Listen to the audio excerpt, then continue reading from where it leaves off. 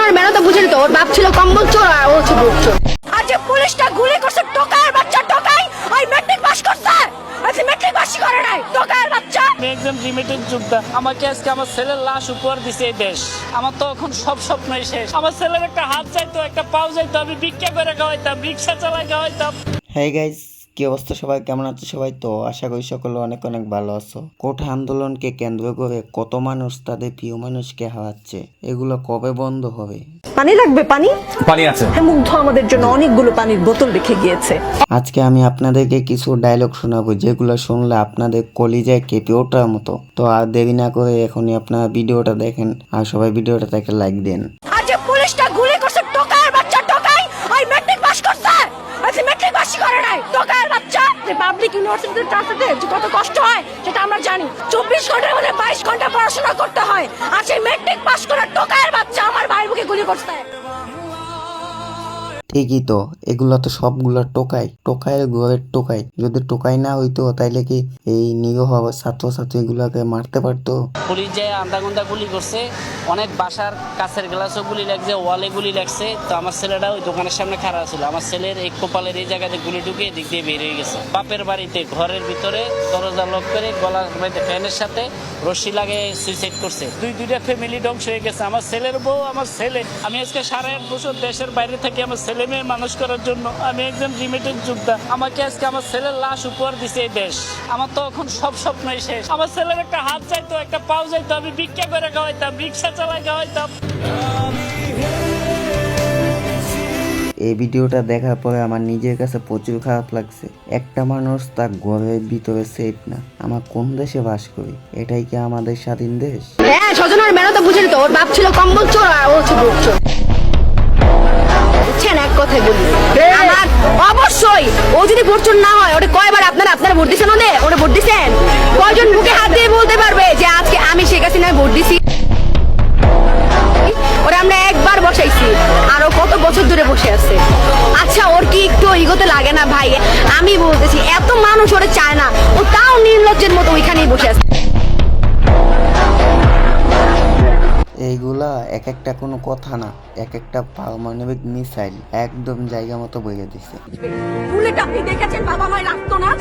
অভিশাপ আসমান কাঁপে, আপনাদের কাঁপে না? তার কাঁপে না? অভিশাপের ভয় হয় না? বুকগুলা চাচা হয়ে গেছে আমার সন্তানদের।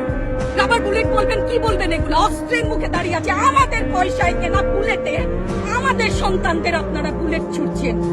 আর কত, আর কত? পুলিশ ভাইদেরকে বলি, ভেতরে তো আপনিও মানুষ, পুলিশ ভাই বলি না, ক্ষমা করবেন, মুখ থেকে বার হয়ে গেছে।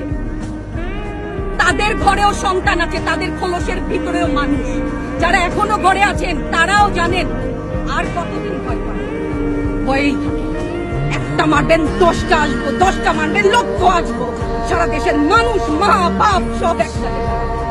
ওদের সন্তানকে মানুষ করার জন্য আমাদের কাছে, শিক্ষকদের কাছে পাঠিয়েছিল। কি জবাব দিব? আমার তো কোনো মুখ নাই, আমি শিক্ষক, আমার ভাষা নাই। তাদের কাছে হাত জোড় করে মাপ চাই, নিরাপত্তা দিতে পারি নাই, নিরাপত্তা দিতে পারি নাই। মনে হয় রাস্তায় শহীদ হয়ে গেলে যদি এই লজ্জা আমার কিছুটা কাটে।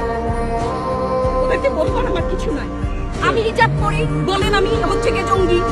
আরো বলেন না, যারাই প্রতিবাদ করছে জঙ্গি। হ্যাঁ, 71-এর সময় জঙ্গি এক যদি চেহারা অমন হয়, 24-এর জঙ্গির চেহারা এরকম হবে। তাহলে সত্যি বলতে কি বলবো বলেন, কথাগুলো এক একটা কলিজায় ভিতরে যায় লাগছে। মায়ের মতো শিক্ষক, ওনার আত্মনাদ দেখা গায়ের লোম পর্যন্ত দাঁড়াই গেছে। আর এই যে কেউ কোনো কিছু বললেই তাকে জঙ্গি, জামাত শিবি ট্যাগ দিয়ে দেওয়া হয়।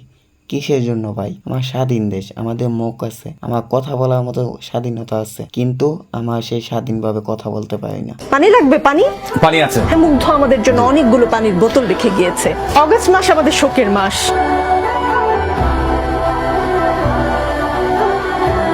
অগস্টের আগে জুলাইতে এমন করে শোক পালন করতে হবে আমরা কেউ ভাবিনি।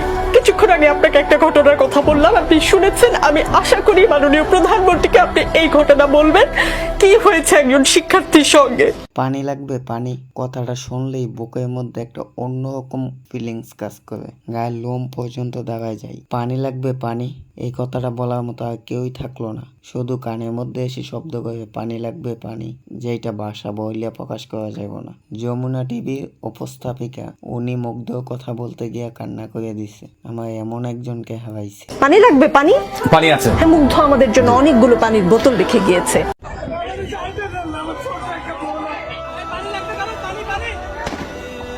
গুলি খাইছে একটা। গুলি খাইছে একটা।